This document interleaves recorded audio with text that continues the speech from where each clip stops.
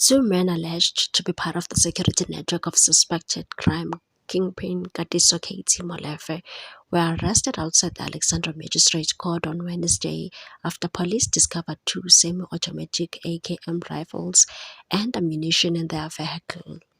SAPS National Spokesperson Brigadier Glenda Mate confirmed that the suspects, aged 24 and 36, were allegedly acting as bodyguards for an accused person appearing in court.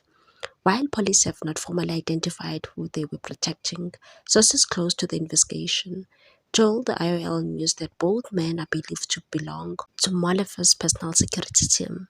Molefe, regarded as one of the Gauteng's most notorious underworld figures, was himself in court on Wednesday as prosecutors moved to consolidate a string of high-profile murder, conspiracy, and firearms case against him. According to police, officers conducting routine operations outside the courthouse searched the vehicle transporting the two men and uncovered the high-powered rifles and ammunition. The vehicle was immediately seized after officers discovered that the license discs did not match the number plates displayed. Investigations are underway to determine the origins of the weapons, the legality of the two vehicles, and the exact role the two suspects were meant to play at court.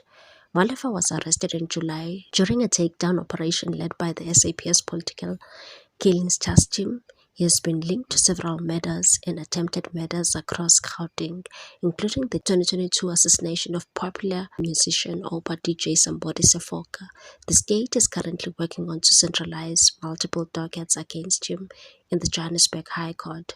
The two men arrested on Wednesday are expected to appear in court once formal charges are finalized. What's your take on this one, people? Thanks for watching. Please subscribe for more news.